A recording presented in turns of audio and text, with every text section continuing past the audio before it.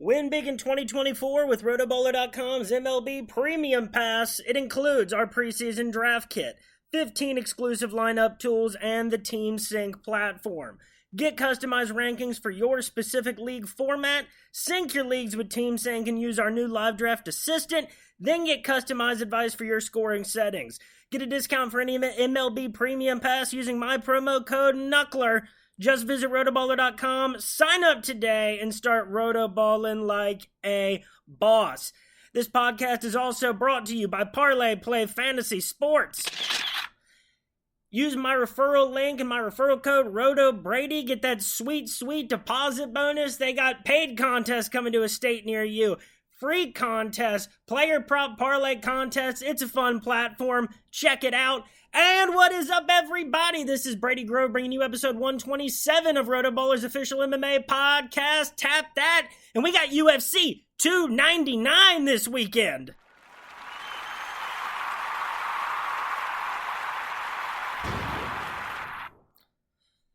And, folks, sorry for the late episode. I'm currently at a work conference in Washington, D.C. I'm recording this right now with a laptop in my lap, no equipment, in hotel room 432 at the Capitol Hilton downtown. It's UFC 299, so even if it's a gumshoe operation, I had to get something out.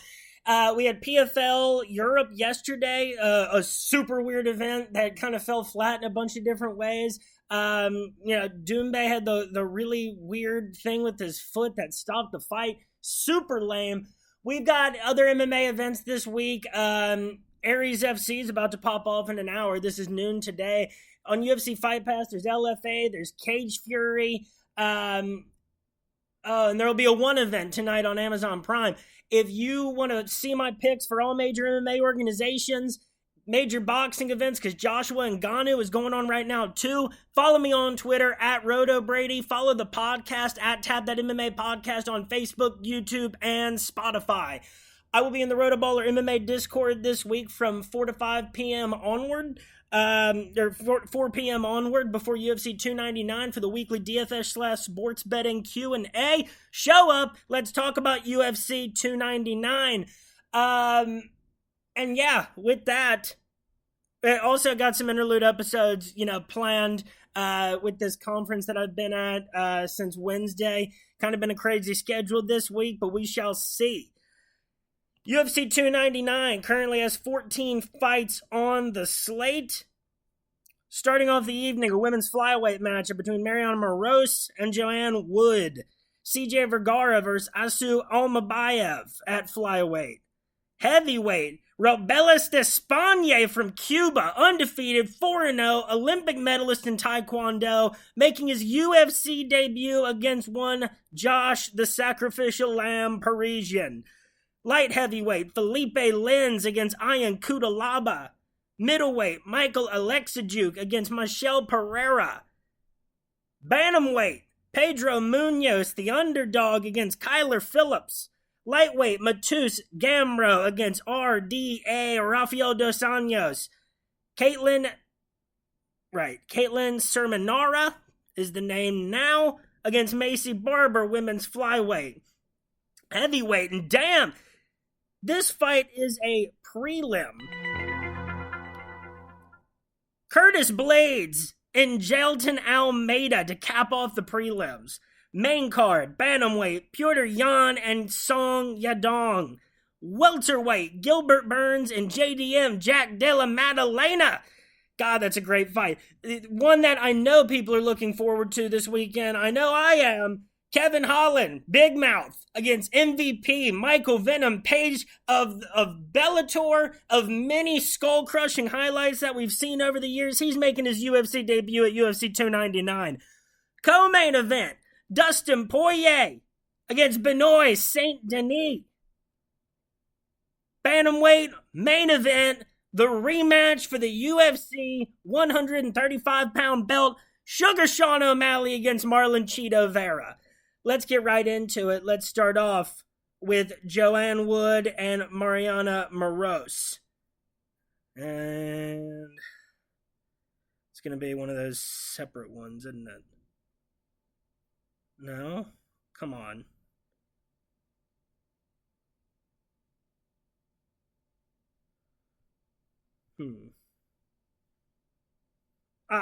Okay, here we go.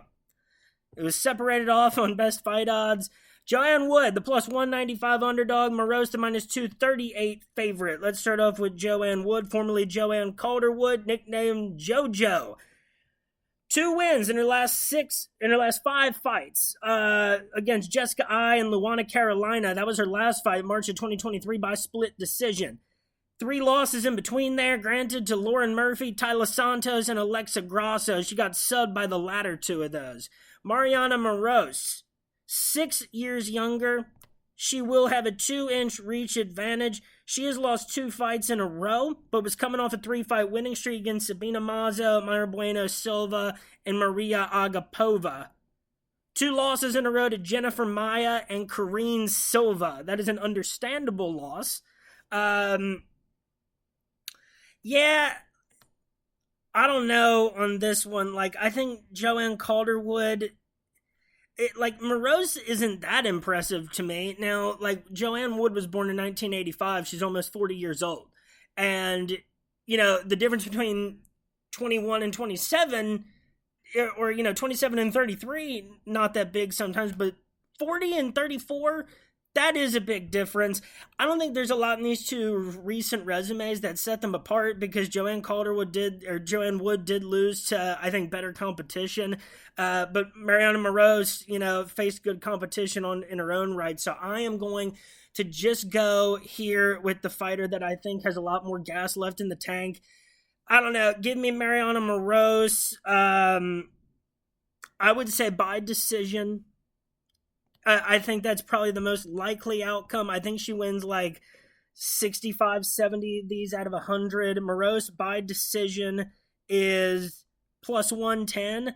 After that, I would go Moroz by sub, plus 275. And then my third favorite prop there would probably be Joanne Wood by decision, plus 240. Probably 2 fighters that, unless one is very low price, below 10, which obviously would be Joanne Wood, probably not touching either of these in the DFS format. Next up, we got a flyweight matchup between CJ Vergara and Asu Almabayev.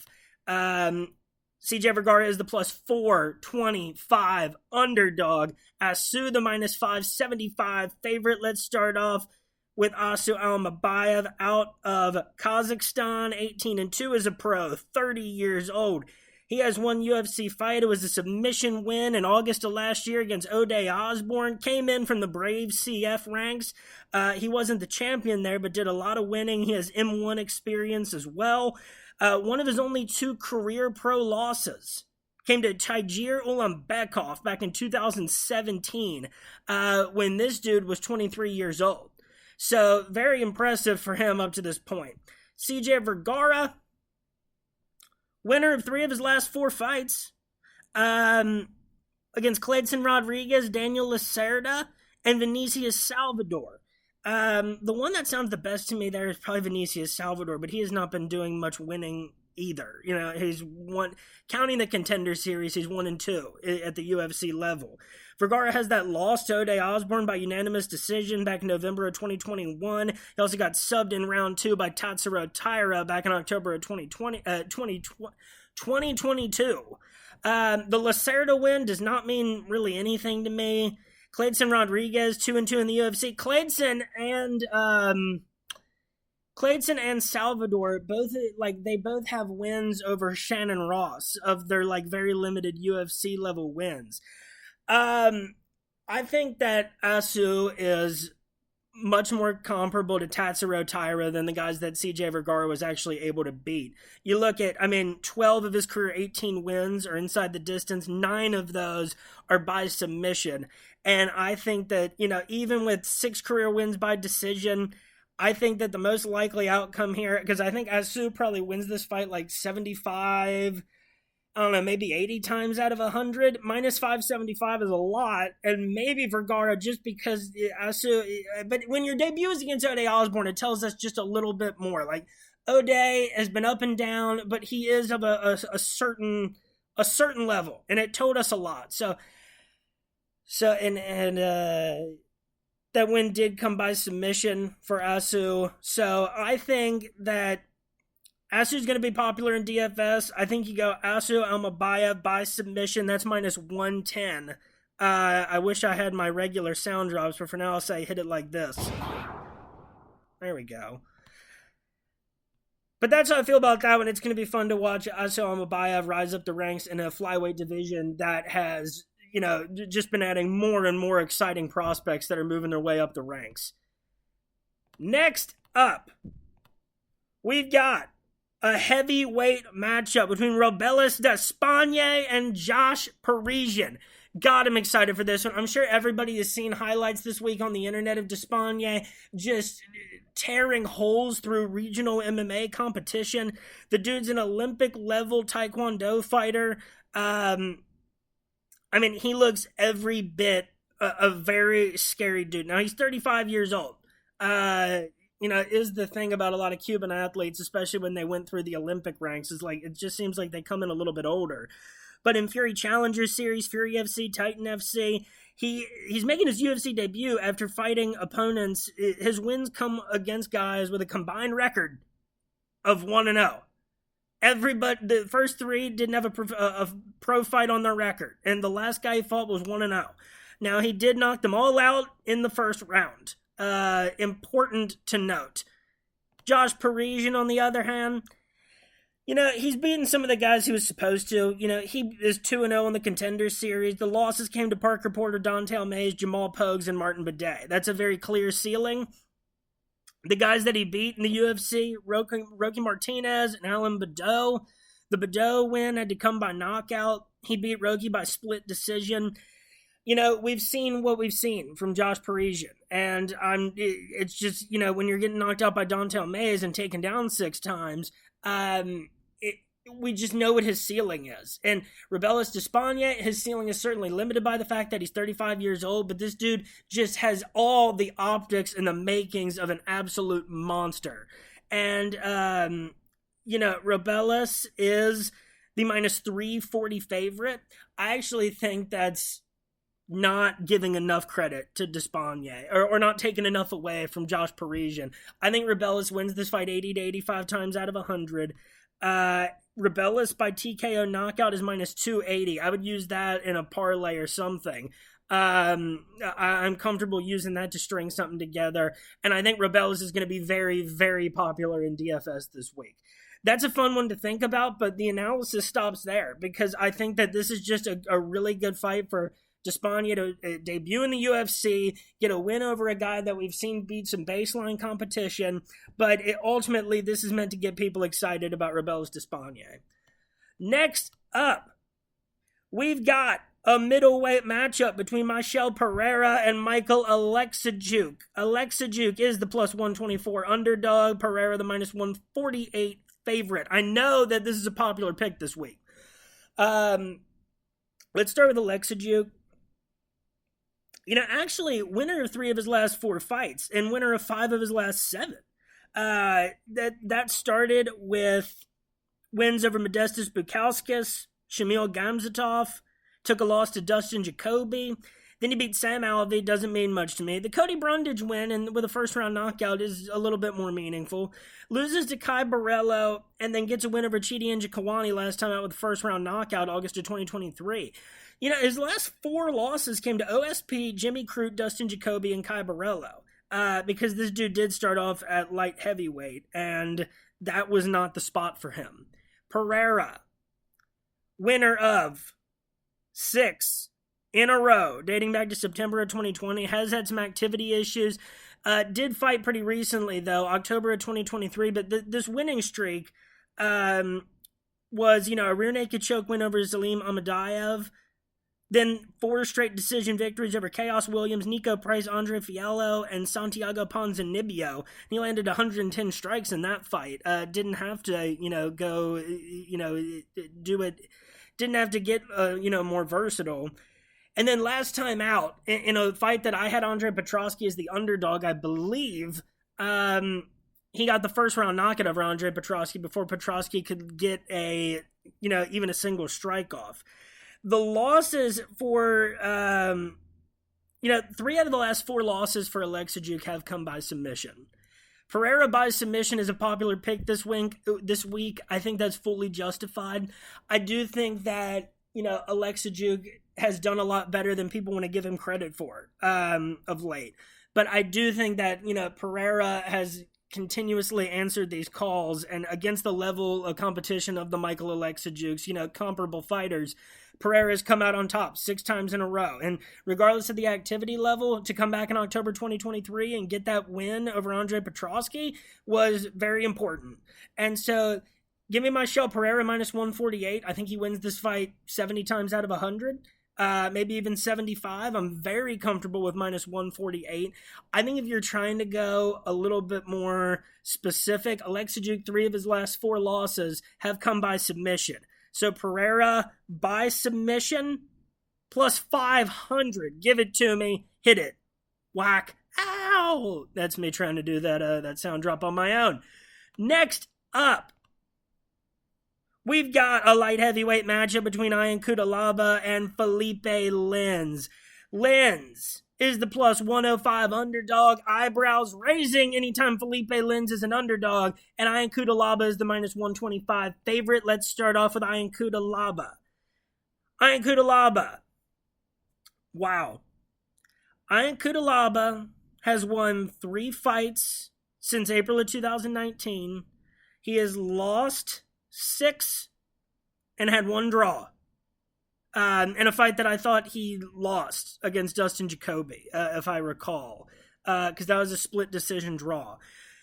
But those losses did come to Glover Teixeira, Magomed Ankalaev twice, Ryan Spann, Johnny Walker, Kenyan Chekwu. The problem, and the wins, he knocked out Khalil Roundtree before Khalil Roundtree went, Super Saiyan here of late.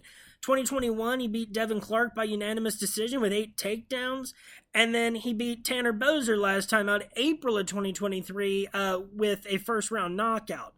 Felipe Lins, he is 8 years older. He will have a 3-inch reach advantage. Felipe Lins is almost 40 years old, too. And that's a problem. Felipe Lins has had some fights that we really wanted to see him in get canceled. I forget what this last one was. I'm going to take a look real quick. It was against Cutelaba. And I think I was all over Felipe Lins at the time, too. So, Lins, 3 wins in a row after, 2 losses to start his UFC career back in 2020. He fought twice in 2023, knocked out OSP in the first round, and then got a unanimous decision victory over Maxime Grishin. Lins has never been taken down in the UFC, and, not all of his fights have gone the distance, and it's not necessarily what was going to happen in those style matchups. This is one that, I'm actually struggling with more than I thought I would, in the aftermath.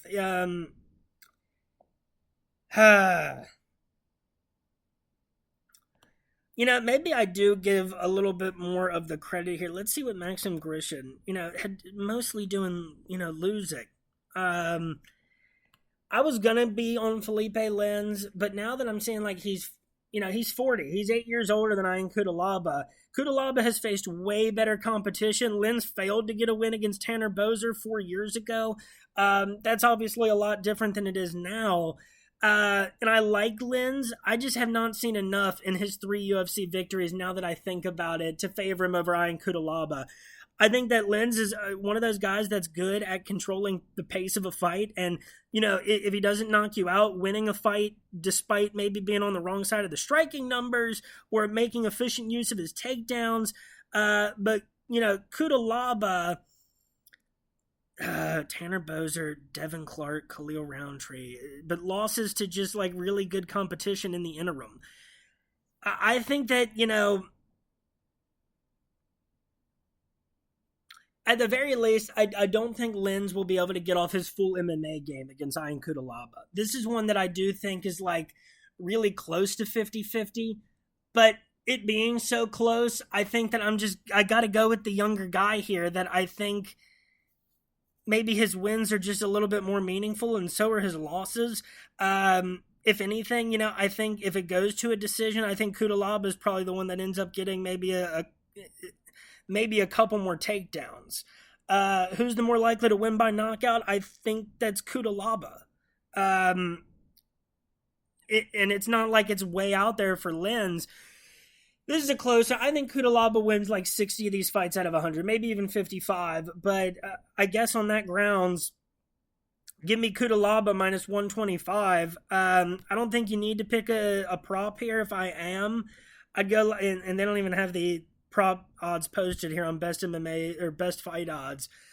But I don't know, maybe Cutelaba by knockout, and then like maybe Lins by decision, I think would be the best two props in this one. I don't know about either of these guys in DFS. If I'm going with anybody, it's eyeing Cutelaba, and I think that he needs to be at a good price for me to do that. Next up, we've got a bantamweight matchup. Excuse me. Between Pedro Munoz and Kyler Phillips. Kyler Phillips is the minus 225 favorite. Munoz the plus 185 underdog. Let's start off with the underdog. Pedro the young Punisher Munoz. The young Punisher is now 38 years old, or almost 38 years old. Winner of one fight after February 27, 2021. Against Chris Gutierrez, that's a good win. By unanimous decision, got the knockdown. That was ultimately the difference. He fought twice in 2023. He had that no contest with Sean O'Malley and a fight that he was, at least remaining competitive in. The other losses came to Chito Vera, Dominic Cruz, and Jose Aldo. And the losses before that, before the Jimmy Rivera win in 2021, were to Frankie Edgar and Aljo, a win over Cody Garbrandt, Brian Caraway before that. He's only fought, legends and guys on their way up, and, so it's hard to analyze where Pedro Munoz is at exactly. The win over Chris Gutierrez was really nice, and then Gutierrez kind of fell a little flat there against Song Yadong back in December of last year. It's just hard to know what to make of Chris Gutierrez's wins, too, against the likes of Dana Batgerall and Frankie Edgar, so late in Frankie Edgar's career. Kyler Phillips, he has lost one fight in the UFC. He actually has a win over Song Yadong by unanimous decision at UFC 259. Win over Marcel Rojo by third-round triangle armbar and a unanimous decision victory his last time out against Raoni Barcelos, getting the knockdown and landing 72 strikes. We just saw Raoni Barcelos get a really nice victory over Christian Quinones, UFC Fight Night Moreno versus Royval. That was in Mexico City. Yeah, the Relian Paiva loss for Kyler Phillips, it was a really close decision that he lost, and he outstruck Paiva 74-51, outtook him down 4-2, got a knockdown, and ends up getting a loss by majority decision. That's got to be a hard one to swallow. Munoz has mostly lost by decision. I think he's exclusively lost by decision, actually, dating back to, I don't know if he has ever has an official, no, I think it's all been by decision. But I think that that's a fight that Kyler Phillips can win, over the course of the distance of the fight. I think Kyler Phillips outstrikes him volume-wise. I think Kyler Phillips is the more likely of the two to end up landing a knockdown.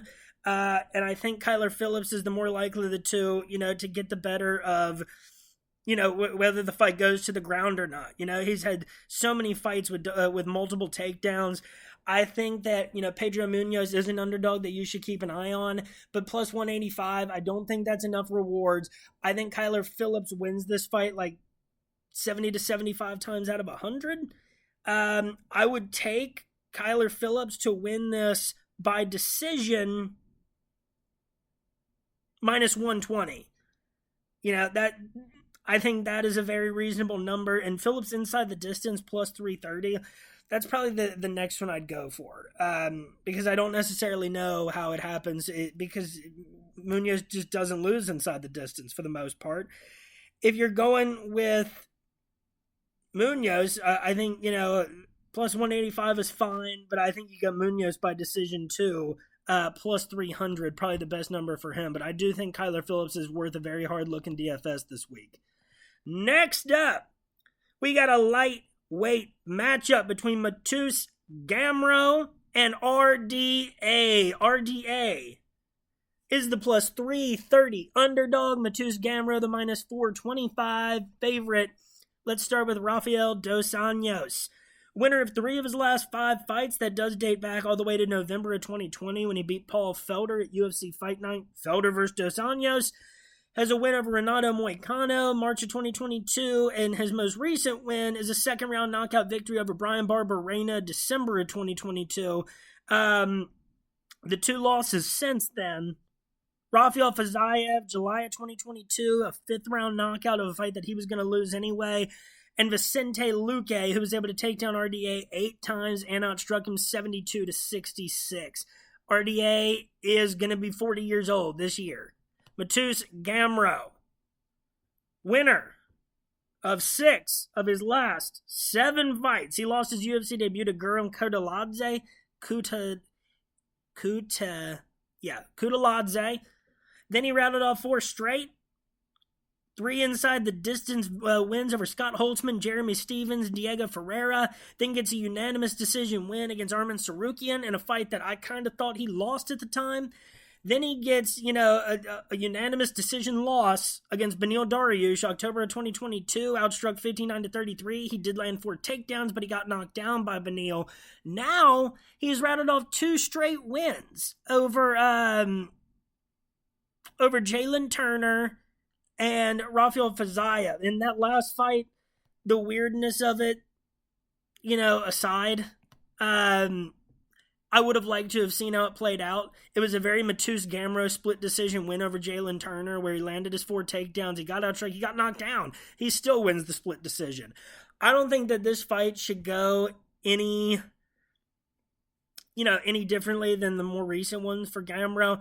Gamrot is way less of a finishing threat than really his more recent records suggest, and I think that RDA is going to be a very skilled opponent that we can't count on to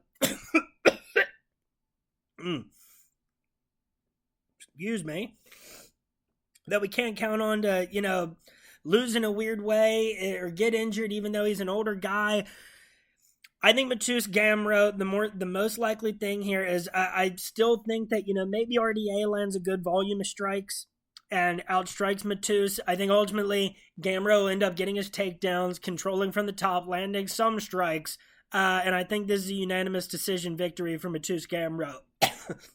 That does not end inside the distance. I think Gamrot wins this fight like 80 times out of 100 right now. So I'm not touching a straight-up victor. Fight goes to decision, that's minus 280. Throw that in somewhere. Gamrot by decision, minus 175.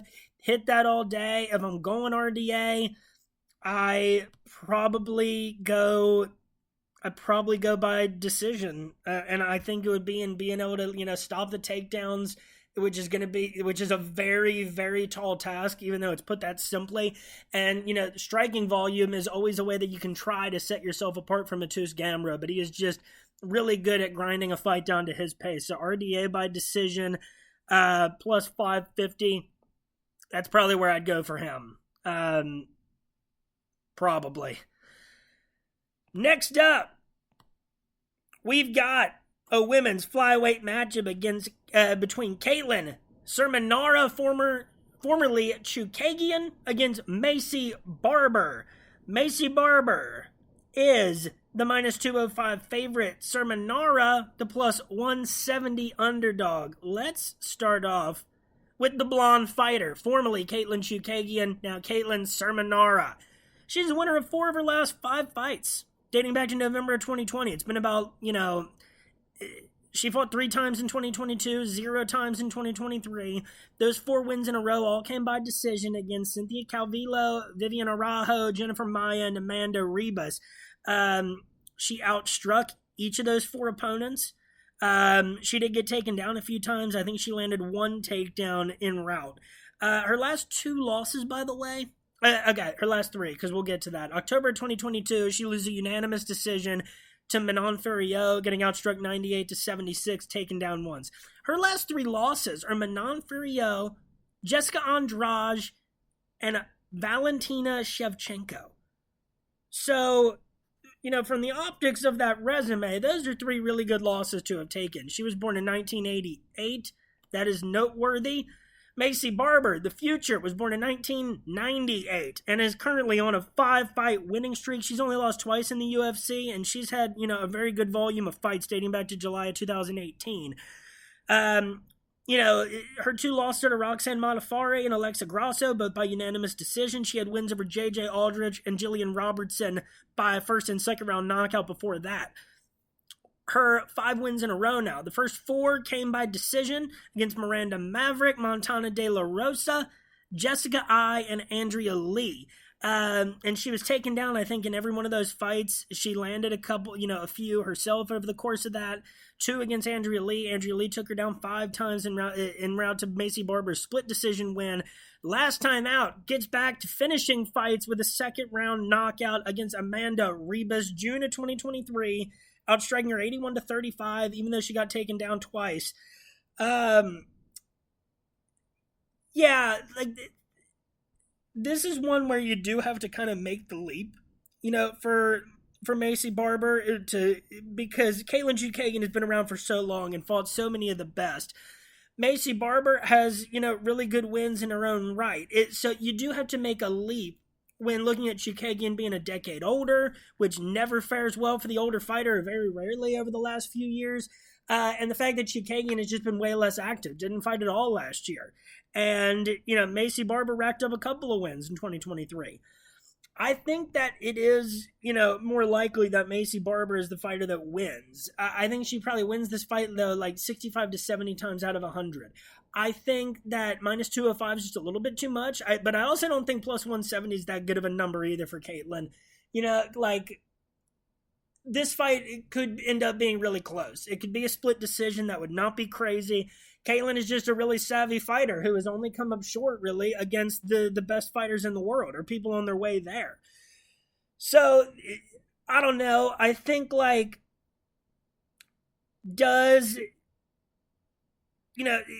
has been finished by Shevchenko and Andrade.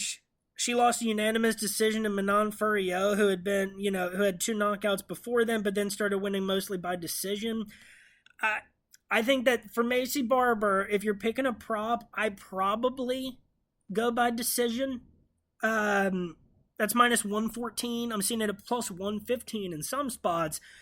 Chukagian, I think if she went, I think this is by decision. That's plus 265. I think that's an excellent number. If I'm going with a prop, I'm going Caitlin because I think her method of victory is a lot clearer. Because Macy, I think you could split it by TKO knockout too. I think you have to make a leap for Macy and a leap in the wrong direction for Caitlin to get there. But plus 480 for Macy by TKO knockout, I think that is a viable option. Next up, we are to the last fight of the prelims. It is a heavyweight matchup between Curtis Blades and Jailton Almeida. Curtis Blades, the minus 108 underdog. Jailton Almeida, the minus 112 favorite. Let's start off with Curtis Razor Blades. Born in 1991, winner of 3 of his last 4 fights. He's only lost 2 fights dating back to November of 2018. And that loss was Francis Ngannou. He's only lost to the big punchers, and he got slept in all 3 of those by Ngannou, Derek Lewis, and Sergey Pavlovich. The 3 wins since then, though, because the Tom Aspinall win doesn't really count. Tom Aspinall got injured, but he had wins against Chris Daukaus and Jairzinho Rozenstruik before that and after the Derek Lewis loss. And, also win over Alexander Volkov back in June of 2020. The JDS win doesn't mean a lot to me with how late it was in JDS's UFC career. Curtis Blades has just had so many opportunities, and it's just always coming up short against these big punchers. Jailton Almeida will actually be at a 1-inch reach disadvantage. He's actually only a few months younger than Curtis Blades, if you can believe it. He is not lost in the UFC. After he came in and got his debut win over Danilo Marquez, then he beats Parker Porter, subs him, subs Anton Turkalej, knocks out Shamil Abdurakhimov, subs Jairzinho Rozenstruik in round 1, very easy, and then inexplicably, against Derek Lewis. Derek Lewis's submission defense has really improved. I don't buy it. I think Jelton had no interest in finishing that fight. For 4 submission attempts that Derek Lewis was all but ready to tap for, and Jelton pulled up. All right, I don't know why, but I am convinced that he had no interest in finishing that fight. It was a very boring fight. He had a lot of control time. He was in full mount a lot of the time, and he would just give Derek these weird opportunities to get back up and hit him. I don't know why. It doesn't make any sense. But he did outstrike him 38-20, 6 takedowns to 0, 4 submission attempts, and round to a very, very, very dominant victory. There were some real problems with Jelton in that last fight. I think Jelton's going to be popular in DFS. I think that's very reasonable. I think it makes sense that he's, a favorite. He's a more... Here's the real thing: is Jelton Almeida going to be able to touch Curtis Blades? Is he gonna be able to hit him? Because I don't know if submission is the way to go necessarily against Curtis Blades. I think that it's going to be really hard to win a fight over the course of 3 rounds with Curtis Blades. If Curtis Blades, does what he does, the level of competition for Jelton just hasn't been there until the last 2 fights. And the last one was a really weird result. And the older that it gets for Jairzinho Rozenstruik and Derek Lewis, a little bit less that it means to me. I guess what I'm getting at here is I really do think this is a 50-50 fight. Curtis Blades takes a lot of garbage, and it's always fun to join in on some of those, jokes about, him getting slept and not getting these title shot opportunities. But overall, the guy's UFC career has been incredibly impressive. I think this is a 50-50 fight. I wish I wasn't saying that, but I think that's where we're at here. Give me Curtis Blades minus 108. And as far as Curtis's method of victory, I don't know. That could be by TKO. That could be by decision. I don't think you have to do that, and I don't think you want to do that. I think you either pick one of these 2 fighters straight up. I think even for Jelton Almeida, you maybe go inside the distance, because I think that's the easier route to victory for him, plus 165. Curtis Blades, just go ahead and take him minus 108. And I think that if you're going to go for Curtis Blades, maybe go by decision. That's plus 350. By TKO knockout, it's plus 200. I don't think that that's as good of a value. Next up, we are to the main card.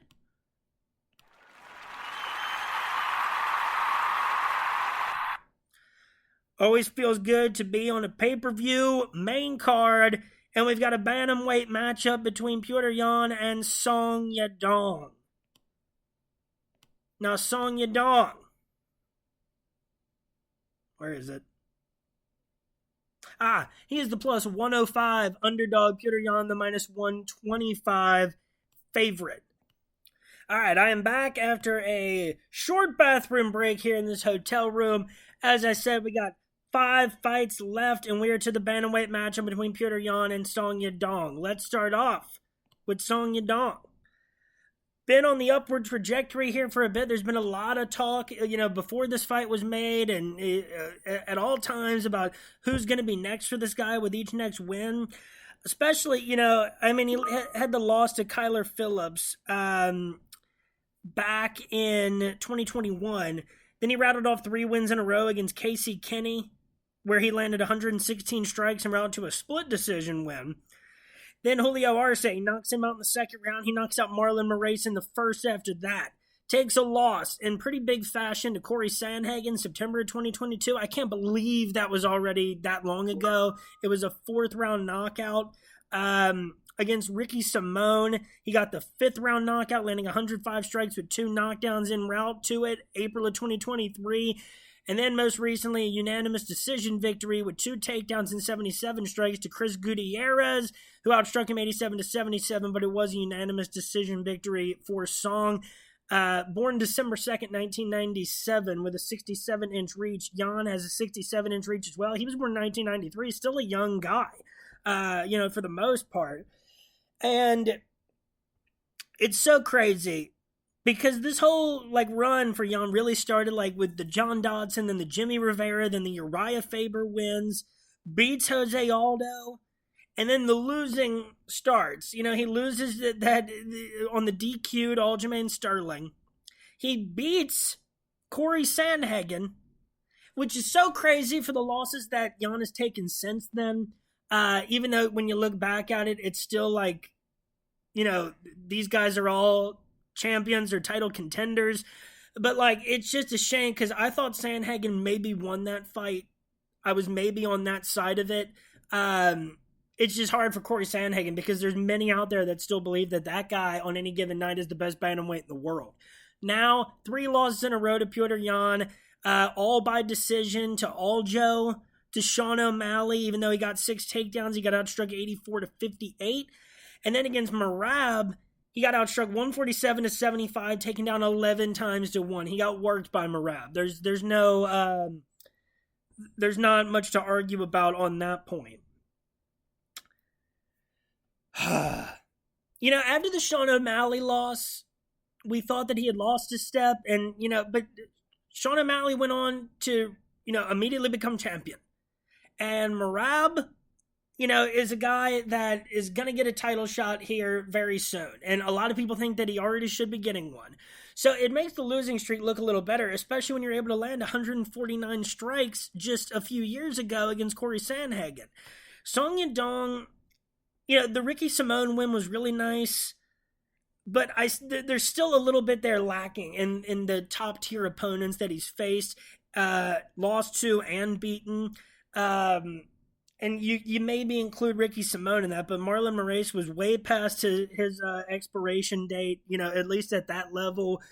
The Gutierrez win, I think that it was a win, but it left a little bit to be desired for me in terms of his ability to fight the Petr Yans of the world.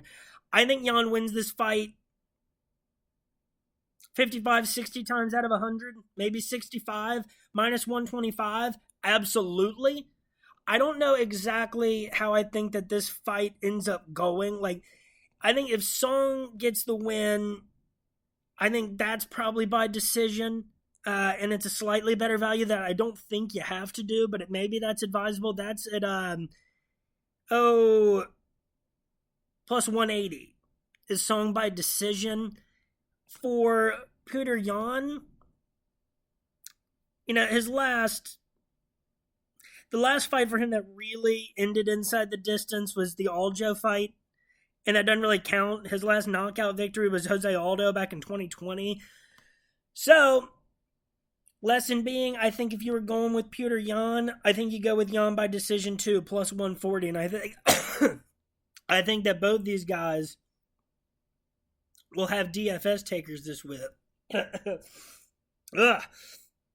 We'll have DFS takers this week because the high striking volume that I believe is probable. But this is a fantastic fight. Glad they made this matchup. It's a real test for Song Yadong, and it's a real test for Petr Yan too. Because, the level of competition aside, there's people out there that think he's, lost a step. And this fight could be a really big statement to all those who think that, to show that he has not. And we are now on to the welterweight matchup between Gilbert Burns and Jack Della Maddalena. These guys are ranked number 4 and number 10 in the world, respectively, according to Tapology.com in the welterweight division. Burns, the plus 140 underdog. Jack Della Maddalena, the minus 166 favorite. Let's start with JDM. Has not lost in the UFC. And has looked, rather fantastic en route. The competition has stepped up of late. In such a short period of time, this guy's already racked up 7 wins at the UFC level, including the Contender Series, just in September of 2021. All of his UFC fight, he started really at the UFC level January of 2022. His last fight was September 2023. Got 3 wins last year against Randy Brown by first round sub, and then 2 straight split decisions against Basil Hafas, which was the more underwhelming of the performances. And he outstruck him 88-3-32, got taken down 3 times to 1. That was enough for a split decision, which was wild. But that was the more concerning performance. Got the split decision victory against Kevin Holland, too. His strikes were the more meaningful of that fight. Kevin Holland did outstrike him 27-105. But, it's important to get the win over Kevin Holland regardless. And so I think maybe Jack Della Maddalena has moved past some of the weird things that started to lead to some level of concern. Gilbert Burns, he fought 3 times last year too. And this guy only fights the best, dating back really to March of 2020 when he got the 2 wins in a row against Damian Maia and Tyron Woodley. Then he loses to Kamaru Usman for the welterweight belt, hops back in, gets a low-volume win against Stephen Wonderboy Thompson, loses what was kind of a controversial decision, maybe a little bit. I know people disagree with it, against Khamzat Chimaev, April of 2022. Then 2 straight victories against Neil Magny, a very early first-round arm triangle, and the unanimous decision victory over Jorge Masvidal April of last year, outstriking him 42-39, getting 4 takedowns to none. Then a fight that I know the internet's upset about, gets outstruck 132-81 by Belal Muhammad, May of last year. I think that this is another instance, I didn't know, Maddalena minus 166, that's not an overreaction. I think that makes plenty of sense. I do think that JDM is a little bit more vulnerable in this one than, the hype masters would have you think. Gilbert Burns is dangerous, and he has only fought, very dangerous, smart fighters, long-tenured guys, talented guys. It's been a gauntlet for Gilbert Burns. Jack Della Maddalena is just starting to hop into, a higher echelon of the welterweight division. He was, just a prospect, continuing to pick up prospect wins for a while there. And I say a while like it hasn't only been just a couple of years. I think you have to go Maddalena probably to win this fight 55 to 60 times out of 100. He's on his way up. The Gilbert Burns versus Belal Muhammad fight was concerning to let Belal get that level of volume off and to only land your 81 strikes against Belal. I get it. He's boring. But without even getting a takedown, Belal Muhammad was able to get a resounding victory. And Burns' last 2 wins being against Masvidal and Neil Magny, that does concern me. I am going Jack Della Maddalena. I think that the most likely outcome is probably JDM by decision.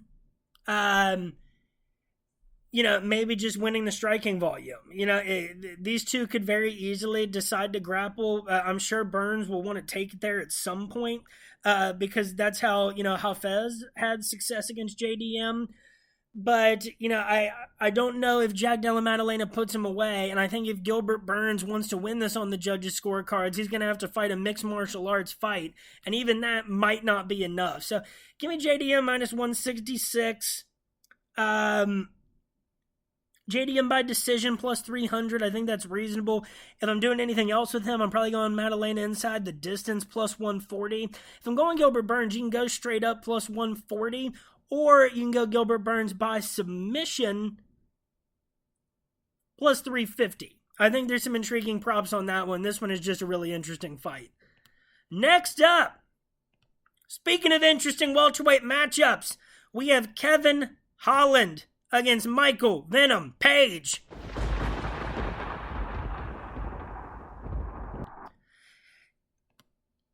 Let's start off with Kevin Holland because, one, Kevin Holland is the minus 135 favorite, MVP, the plus 114 underdog. Kevin Holland has won 2 fights in his last 5 against Santiago Ponzinibbio and Michael Chiesa. Both were finishes, a 3rd-round knockout and a 1st-round Darce choke. His last 3 losses, Khamzat Chimaev, Stephen Wonderboy Thompson, and Jack Della Maddalena. And he's been a different dude since he came down to welterweight. Still failing to pick up those really, really big wins, but I think he is just in a better position to get bigger wins at welterweight than he ever was at middleweight. 81-inch reach, by the way, born in 1992. Lost his last fight, that was September 2023. Fought 3 times in 2023 after his monstrous year of 2022. Packing in the volume. The Khamzat loss was weird because of the way that those matchups, ended up shaking out at UFC 279. Michael Venom Page 21-2 in his pro mixed martial arts career. 36 years old, a 79-inch reach, currently ranked 22 in the world at welterweight, and according to Tapology.com, this is a guy, though. Like, all right. And it feels so much more recent. This was a guy that would always, one, he was the poster boy in Bellator for fighting, Bellator trying to pump up guys by having them fight people that were below their level. It was a lot of wins in Bellator, especially the really impressive highlight reel ones that just did not tell us much about what Michael Venom Page's level actually was. It was actually kind of a boring fight against Paul Daly when he beat him. Then, gets knocked out by Douglas Lima in 2019. Has a few more whatever wins in Bellator. Then 2 in a row, he breaks Derek Anderson's nose and wins a split decision victory against Douglas Lima. That was the first fight that I thought like maybe MVP had turned the page, ironically, in getting a bigger win against Douglas Lima. And I think that was like an eliminator for what ended up being the interim welterweight title fight in Bellator. That he lost by split decision to Logan Storley. He then loses a majority decision to Mike Perry at BKFC 27, which was weird. And then he gets a first-round leg kick knockout against Goiti Yamauchi. Bellator 292. That was in March of 2023.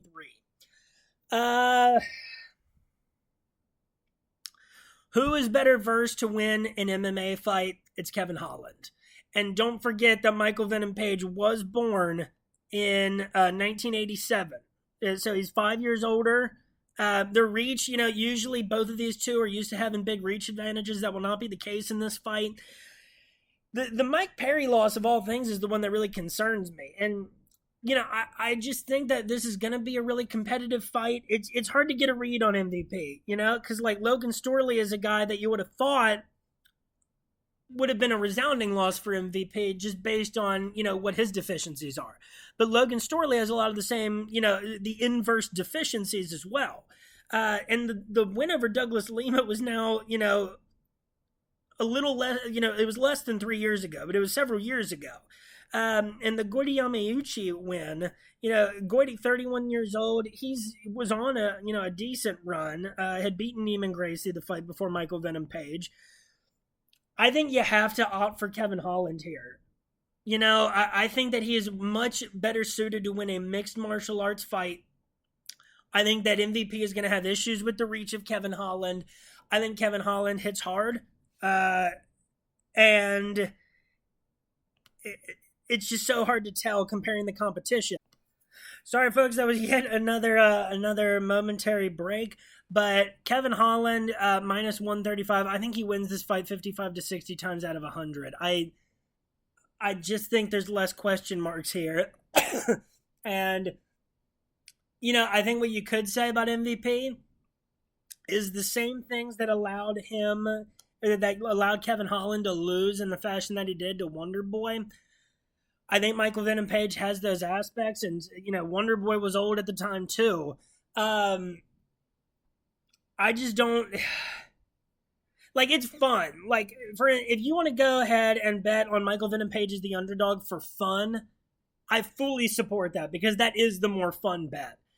Who I think is going to win this fight, I just have to defer to Kevin Holland. I think that he has I think he has traits to mess with Michael Venom Page and not let him get his game off. Now, again, you want to compare styles with MVP and Wonder Boy, which is a fight I'd love to see. It's a really tough one to call, and I'm not too comfortable either picking a route to victory. Now, maybe if you're Kevin Holland, unless there's some weird gentleman's agreement again to not go to the ground, Holland by submission to lock in another Darce choke, that is, by submission is plus 550. If you can find by Darce choke somewhere, hop on it. And then, I maybe go like Holland inside the distance, plus 240. I think that if Michael Venom Page gets the win here, I think that is more likely by... I think you go like by decision first, plus 225, and then I think you go MVP plus 450 by TKO knockout. These guys are going to be popular in DFS because this fight is going to have everybody's eyeballs on it. And again, if you want to throw anything on Michael Venom Page just out of fun and love and joy for the fact that this is actually happening, I cannot, blame you for that one at all. Now, we are to the co-main event of the evening. It is a lightweight matchup between Dustin, the Diamond, Poirier against Benoit Saint-Denis, the God of War. Benoit Saint-Denis, the minus 218 favorite. Poirier, the plus 180 underdog. That line is moved, I think. I think some money might have come in on Poirier in the interim. So let's start off with Dustin Poirier. We know him. We love him. Let's just go back to June 2020. 3 wins in a row, beats Dan Hooker and Conor McGregor twice in a row, gets subbed by Charles Oliveira, gets a sub over Michael Chandler, and gets knocked out with a head kick in the second round against Justin Gaethje, July of 2023. It's been BMF kind of fights. It's been title fights or BMF fights. His last 3 losses are to Gaethje, Charles Oliveira, and Khabib Nurmagomedov. And before that, you got to go back to 2016 to find a loss, and hilariously, it was to Michael Johnson. So, comparing a resume for Poirier is one of the hardest things to do when you've only had fights against guys that were champions and guys that are in that BMF category. That it's kind of hard to tell, but, still, the Conor McGregor fight, he did have to come back from an early barrage from McGregor in the second fight. Michael Chandler, I love Michael Chandler. He had some things working in that fight. He just didn't get to take advantage of the positions that he did have. And then Gaethje, we knew that fight could go anyway, but Gaethje was the one ultimately who landed the big shot and had the knockout power. Benoit Saint-Denis, born in 1995, he will have a 1-inch reach advantage. He is on a 5-fight winning streak in the UFC, all inside the distance. No fight past his UFC debut has made it into the third round. Submissions and 2 submissions, 3 knockouts against Nicholas Stolze, Gabriel Miranda, Ismael Bonfim, Thiago Moises, and Matt Frivola. So I love the names for those last 3 victories, and all 3 of those came in 2023. And he's now being recognized as like a very fast rising lightweight. What he does to people has just been scary. He's being recognized as one of the scariest guys in the UFC right now. Credit to Dustin Poirier very heavily for, taking this matchup because it's a fight we want to see. Benoit Saint-Denis did lose his UFC debut by unanimous decision to Elizeu Zaleski dos Santos, getting outstruck 149-67. I think that's got to be an outlier. I think that, Zaleski is, a hit or miss guy. He had long winning streaks in the UFC. It's been kind of back and forth lately with the draw against Renat Fakhretdinov, November 2023. I think that, it's so hard to count Dustin Poirier out because he is the epitome of a junkyard dog. He's a very well-rounded mixed martial artist. What can we say about Dustin Poirier? And what do I need to say that we definitely, haven't said before, that everybody hasn't said before? We know what we love about Dustin Poirier. The real thing is that the God of War, on his 3 last wins, the way he put away Bonfim, Thiago Moises, and Matt Frivola, just brutalizing them. Outstriking Moises 101-24 and 5 takedowns to 1. It's been, now Poirier, his last 3 losses have come inside the distance. In fact, I think his last 5. Yeah, his last 5, and, 6 out of his last 7 losses have been inside the distance, dating back to when he lost to Chan Sung Young, May of 2012. The mileage is starting to add up for Poirier, and I think that was clear from the Gaethje loss.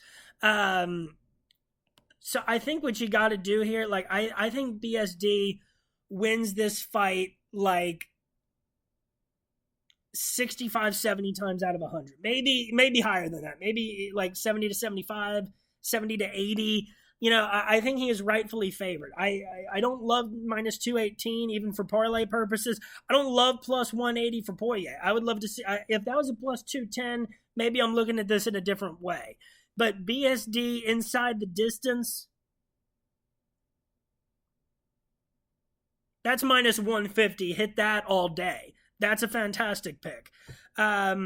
We just haven't seen, a BSD God of War win by decision yet to make me think that he can do that over the course of 3 rounds with Dustin Poirier. At least not enough to bet on it as a method of victory. I think if you're going Poirier, make it a little bit more worth your while. Poirier by decision is plus 700. Inside the distance is plus 250. That's a weird one. I think that, if I'm going Poirier, I'd rather go by decision, plus 700, just in this being, kind of a fight that you would have to say that this is a fight where it would expose BSD and the level of competition he's faced up to this point compared to the killers that Poirier has faced. And Poirier, I guess he hasn't won by decision since he beat Dan Hooker. But, weirder circumstances. Maybe he does, it's hard to see him finishing that fight. But it's hard to see him winning by decision too. I don't know. Maybe that's one where I stay away from Poirier. Maybe that is one where you see if there's a little more line movement. Maybe take him straight up. Yeah, that's where I'm sticking on that. Yeah, God, these are some really fun fights to think about and to talk about. Finally, we are to the main event of the evening.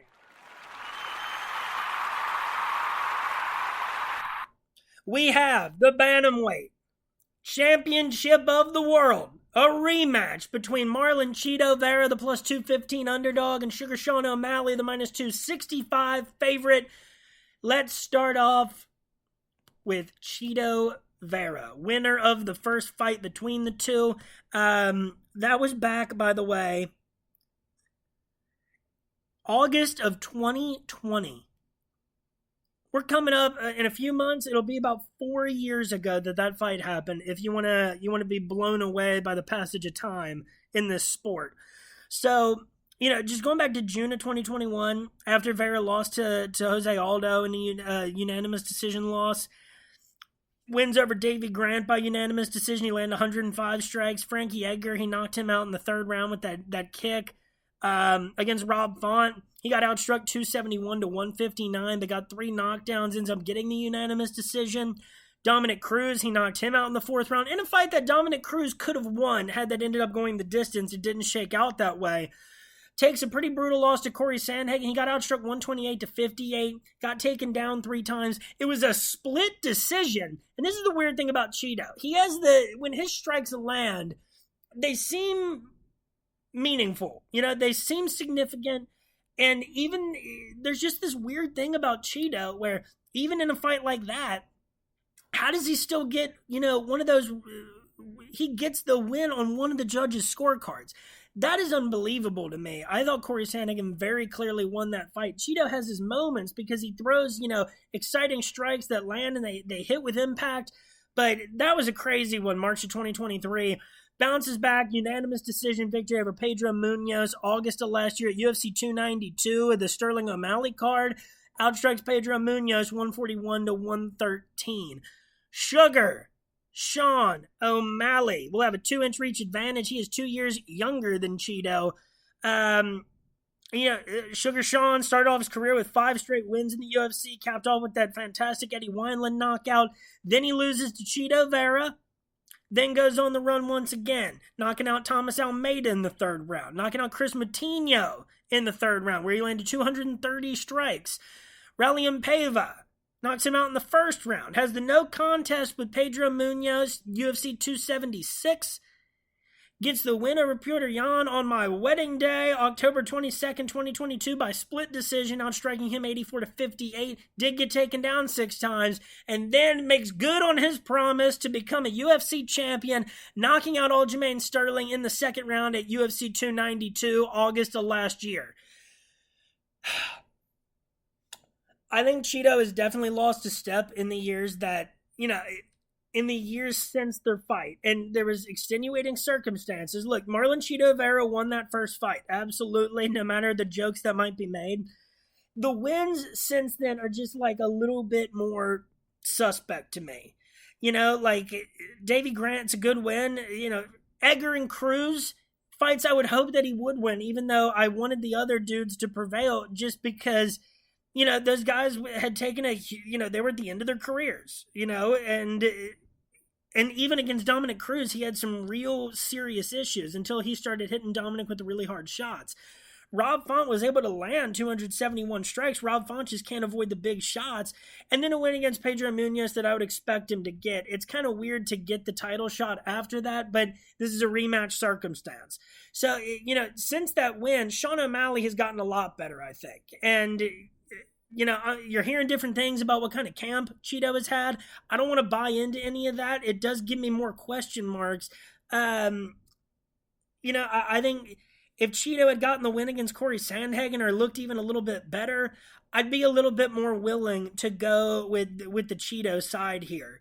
But I do think Sean O'Malley is a different fighter.